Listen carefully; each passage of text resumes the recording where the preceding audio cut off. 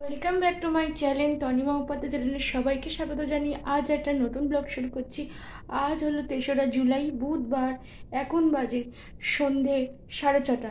এখন থেকে ব্লগটা শুরু করছি, তাহলে চলো সঙ্গে থাকো, দেখতে থাকো নতুন একটা ব্লগ। আর হ্যাঁ, লাইক কমেন্ট শেয়ার সাবস্ক্রাইব করতে ভুলো না আমার নতুন ইউটিউব চ্যানেলকে।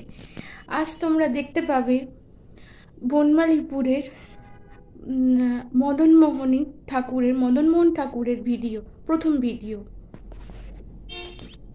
আমার পিসির বাড়ির ওখানের ঠাকুর, শুনেইছিলে রাধাবল্লভ ঠাকুরের দ্বিতীয় ভিডিওতে বলা হয়েছিল যে রাধাবল্লভ ঠাকুর হচ্ছে সব থেকে বড়, ওনার দোল হয় শেষে, তাই ওনার দোলের নাম পঞ্চম দোল।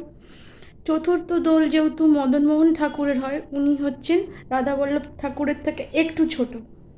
তারপরে আছে শ্যামসুন্দর ঠাকুর ওনাদের থেকে অনেকটা ছোট, ওনার দোল হয় তৃতীয়ার দোল।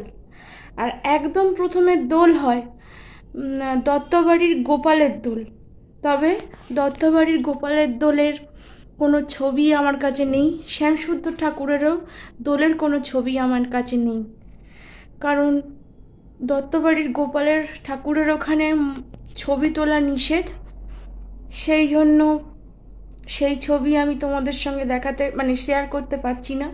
আর শ্যামসুন্দর ঠাকুরটা আমার মামার বাড়ি থেকে অনেকটা দূর, সেই জন্য সেই দিকে গিয়ে ভিডিও করা সম্ভব নয়। আর এটা করতে পেরেছি, এটা আমার পিসির বাড়ি, সেই জন্য আমি একদিন গিয়েছিলাম। হ্যাঁ, আমার পিসি আর বেঁচে নেই, কিন্তু আমি গিয়েছিলাম একদিন, অনেক দিন যাব করছিলাম, গিয়েছি। নিজের কোনো ছবি এখানে আমি তুলিনি, শুধু জাস্ট ভিডিওটা করেছি। যাই হোক, এর মধ্যে আর বেশি কিছু কথা বলছি না, তোমাদের জানিয়েই দিলাম আমার পিসির বাড়ির ওখানের ঠাকুর।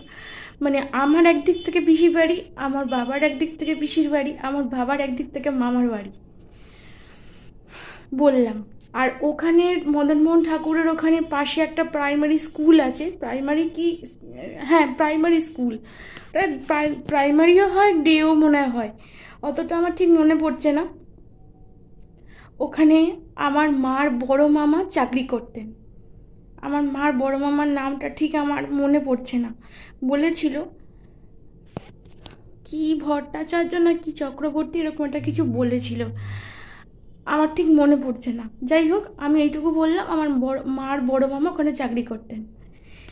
এবার এই সমস্ত ব্যাপারে আমার মা আরও ভালোভাবে বলতে পারবে, মা বাবা ভালোভাবে বলতে পারবে, তাই আমি যতটুকু জানি, যতটুকু শুনেছি তোমাদের সঙ্গে আমি শেয়ার করলাম।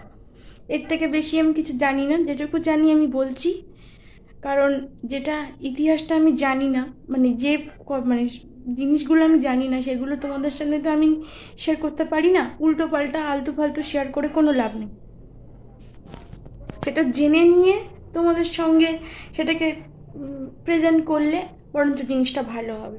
আলতু ফালতু উল্টো পাল্টা বলবো, তারপর কে কোথা থেকে এই ভিডিওটা দেখে কোথা থেকে কি কমেন্ট করবে তার কোনো ঠিক নেই। উল্টে আমি লোকের কাছে খারাপ হয়ে যাব, আমি সেটা চাই না।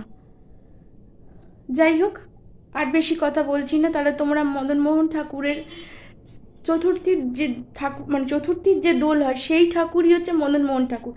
সেই ঠাকুরের প্রথম ভিডিও তোমরা আজকে দেখতে পাবে এই বুধবারে। তাহলে চলো সঙ্গে থাকো, দেখতে থাকো নতুন একটা ব্লগ, পরে আসছি।